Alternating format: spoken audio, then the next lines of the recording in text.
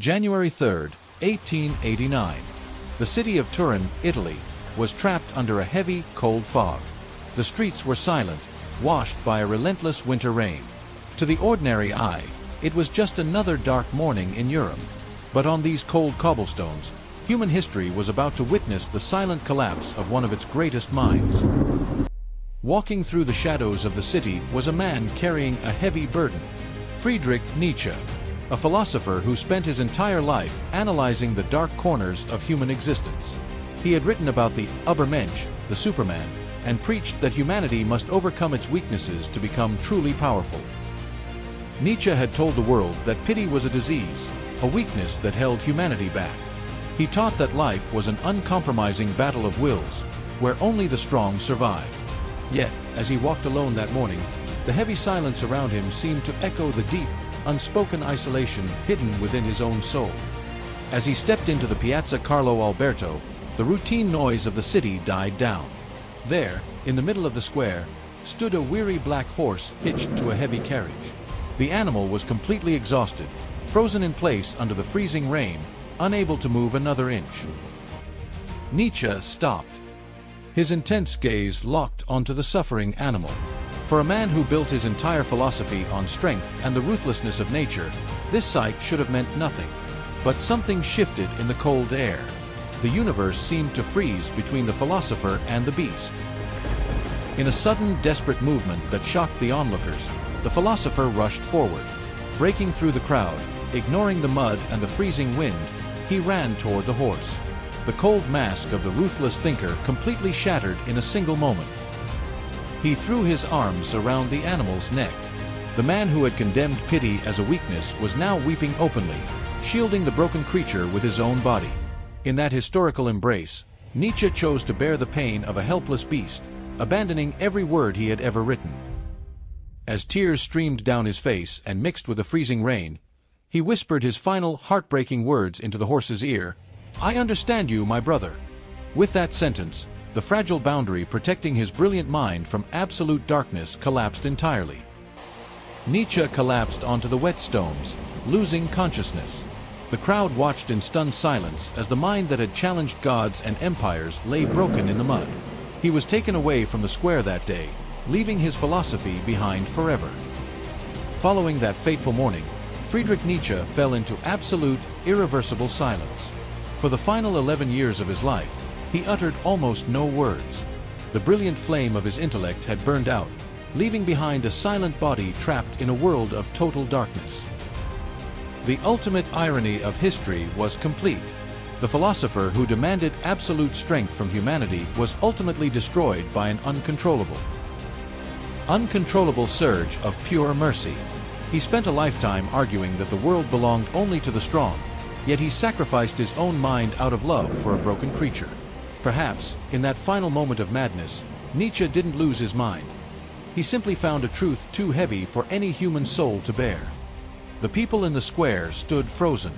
To the merchants, coachmen, and elegant bourgeois of Turin, this was nothing but a sudden, embarrassing public scandal. They could not comprehend that the man collapsing before their eyes was a genius who had just torn down the entire moral framework of Western civilization. Shouts and murmurs began to echo through the cold rain. Voices mixed with the sound of water rushing through the stone gutters.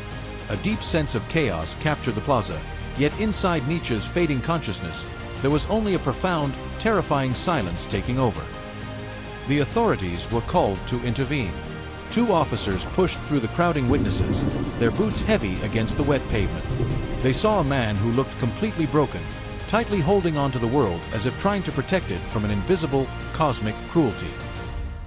As they lifted him from the muddy ground, Nietzsche's eyes remained fixated on empty space. The reality he had fought so hard to dismantle through his philosophy was finally fading away. The heavy weight of his thoughts had crossed the point of no return, severing his link to the conscious world.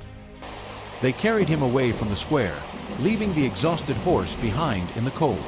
The carriage disappeared into the misty, dark alleys of Turin. It was a silent departure, an ending to his active life that no one, not even his closest disciples, could have ever predicted. He was brought back to his small, rented room. The very desk where he had crafted his most explosive masterpieces sat completely undisturbed, covered in loose papers and inkwells. But the man who returned to that room was no longer the philosopher of the future. He was a prisoner of his own mind. In the days that followed, a terrifying stillness settled over Nietzsche. He did not speak. He did not write. He simply sat by the window, watching the rain wash over the city, as if searching for something in the gray fog that he could no longer put into words. Word of his collapse quickly spread to his family. His sister, Elizabeth, arrived to take control of his care, and more importantly, to take control of his extensive archive of unpublished writings. A new chapter was beginning, one where the silent philosopher would become a puppet of others' ambitions. The mad, chaotic letters he had sent to his friends in his final conscious days, letters signed as the Crucified One or Dionysus, suddenly stopped. The intellectual fountain that had poured out some of the sharpest critiques of religion and culture had completely run dry. In the academic circles of Europe, a strange void opened. The man who had declared that God is dead and warned humanity about the oncoming century of nihilism had vanished into his own personal void. The world continued to turn, unaware that its most prophetic critic had fallen silent. What was happening inside that brilliant, isolated mind? Medical minds of the time diagnosed it as advanced paralysis, a physical decay of the brain. But those who understood his philosophy wondered if his mind had simply collapsed under the sheer, unbearable weight of its own terrifying conclusions. The ultimate paradox was undeniable. The thinker who demanded absolute, merciless strength from the human spirit, who despised vulnerability as a cultural disease, had been utterly brought down by an uncontrollable impulse of profound, overwhelming empathy. Nietzsche had famously written that pity was a multiplication of suffering, a force that preserved what was weak and ready to perish. He viewed it as an enemy of life's natural ascent. Yet, in his final conscious act, he did not just feel pity. He surrendered to it entirely, letting it consume the very intellect that had fought against it. He was initially taken to a clinic in Basel, and later to an asylum in Jena. The man who had roamed the high peaks of the Alps, searching for the clean, cold air of absolute freedom, was now confined within 4 sterile walls. The vast horizons of his philosophical universe had shrunk to the dimensions of a small, quiet room. In those early months of confinement, doctors noted that he would occasionally speak to himself, uttering fragmented sentences from his past works or murmuring melodies that no one else could recognize. It was as if the ruins of his brilliant mind were still echoing with the remnants of old battles. While Nietzsche sat in absolute silence, the outside world was slowly beginning to discover his words. The books that had sold only a few dozen copies during his years of sanity were now being discussed in Paris, Berlin, and St. Petersburg. A global audience was waking up to his philosophy, just as he was leaving it behind. His sister, Elizabeth Forster Nietzsche, took absolute control of his legacy. She curated his unpublished notes, editing them to fit her own nationalist and political ideologies. The silent philosopher could no longer defend his own words, and his thoughts were slowly twisted into a weapon he never intended to build. There were rare moments when his keepers would bring him to a piano. Nietzsche, who had been a passionate musician and a close friend of Richard Wagner, would place his hands on the keys. Without looking, he would play chords of immense, tragic beauty, improvisations that felt like a direct cry from his trapped soul. He would play for minutes, tears streaming silently down his face, and then suddenly stop, closing the piano lid with a gentle finality. When asked about his music, his eyes would turn blank again. The music was the last bridge to his past, and even that bridge was slowly collapsing into the fog. In 1897, his sister moved him to a villa in Weimar. Here, Nietzsche became a living exhibit. Scholars, artists, and admirers from all over Europe would travel to the villa, just to catch a brief glimpse of the infamous philosopher who had dared to challenge the heavens, now sitting motionless on a white balcony. Dressed in a long white robe, he looked like an ancient prophet who had outlived his own prophecy. He did not recognize the people who came to see him. He did not know that his name was becoming one of the most famous in the world. He was entirely detached, a ghost trapped in a living body.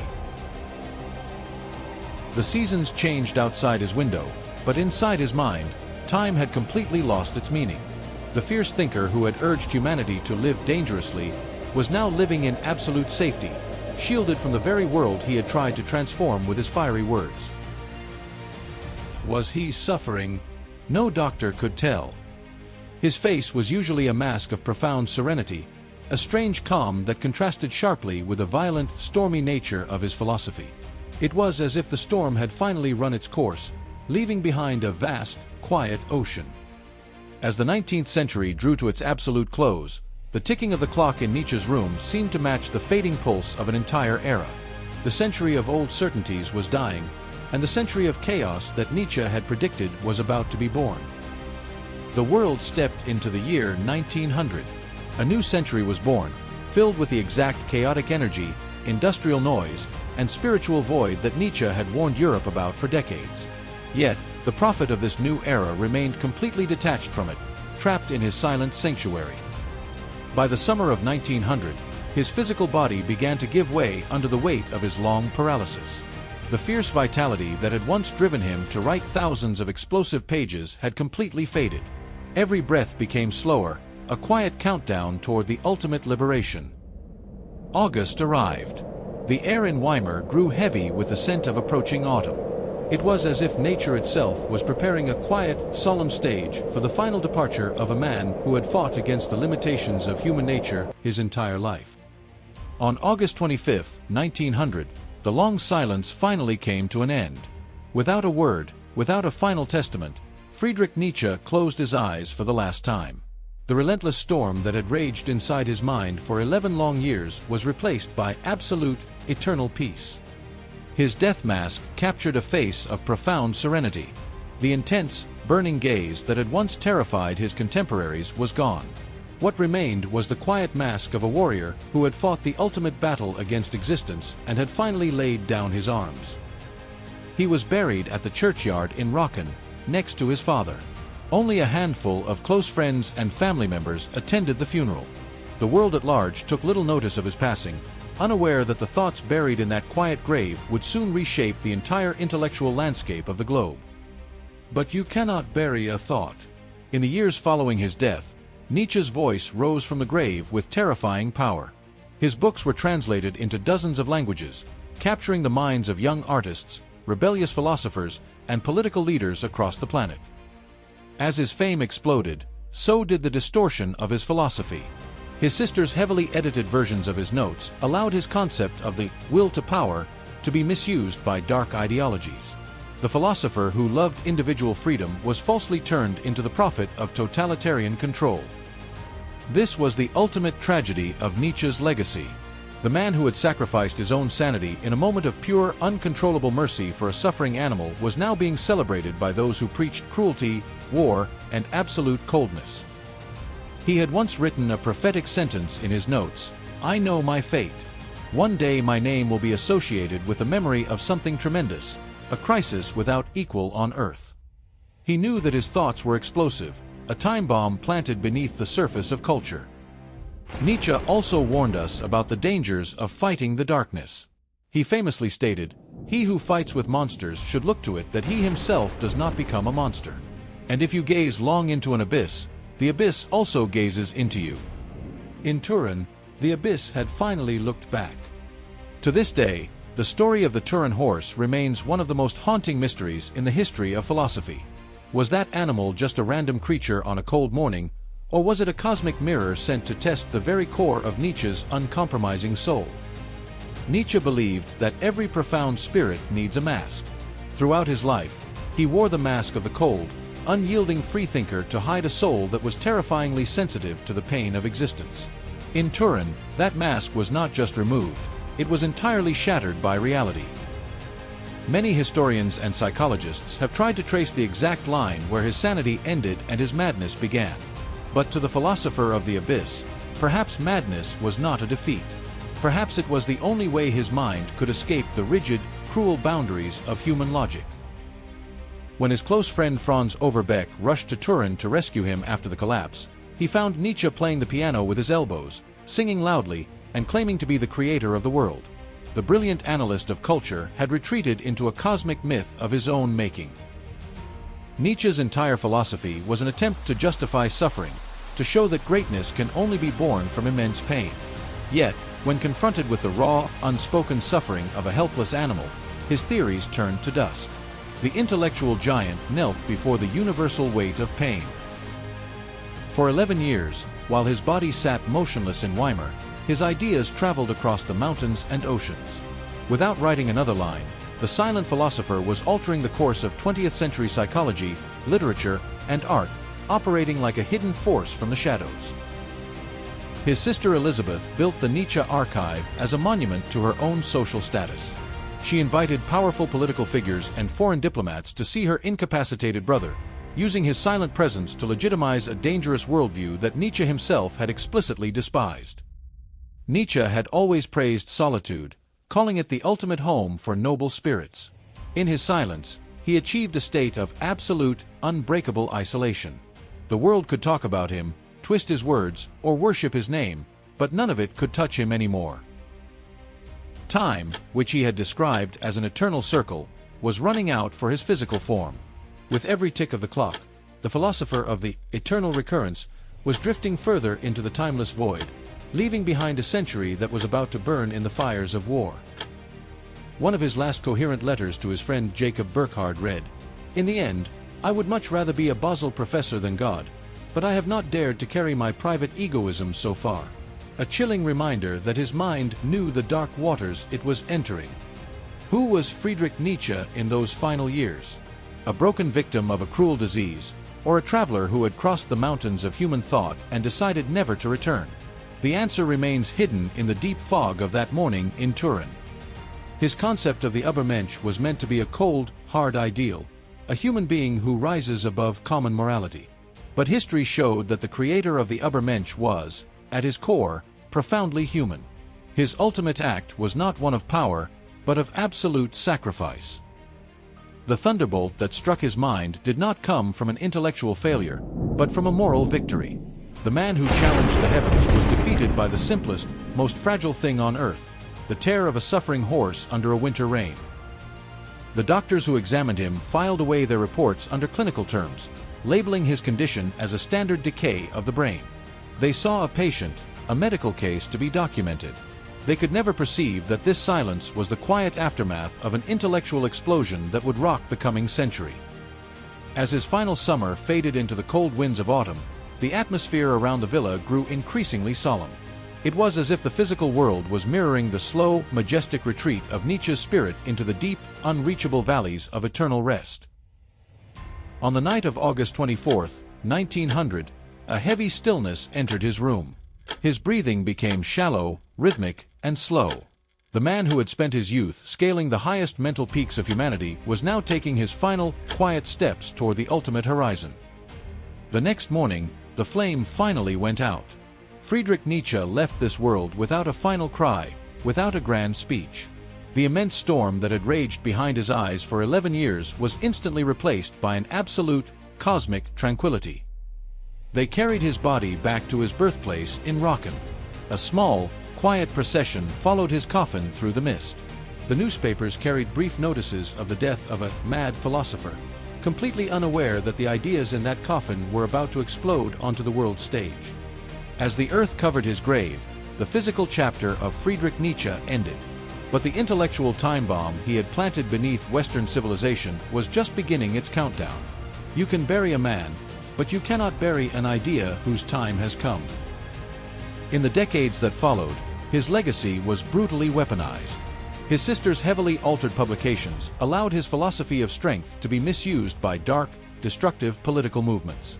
The thinker who fiercely defended individual freedom was tragically cast as the godfather of tyranny. Yet, history always preserves the truth for those willing to look deeper. Nietzsche was not a prophet of cruelty. He was a man who saw the coming spiritual crisis of humanity and chose to burn his own mind to light a path through the oncoming darkness. And so, our journey returns to that cold morning in Turin. The square stands quiet now, but the echo of that fateful encounter still lingers in the air. It remains a historical monument to a moment when pure intellect bowed before pure empathy. The man who spent a lifetime arguing that the world belonged only to the strong, ultimately sacrificed his sanity out of pure love for a broken creature. In that single moment of supposed madness, Nietzsche may have found a truth far greater than any philosophy could ever capture. He leaves us with a question that echoes through time. When faced with the suffering of the world, do we choose the path of unyielding power, or do we dare to embrace the overwhelming weight of our own humanity? Perhaps in the end, the abyss didn't destroy Friedrich Nietzsche. Perhaps it simply welcomed him home.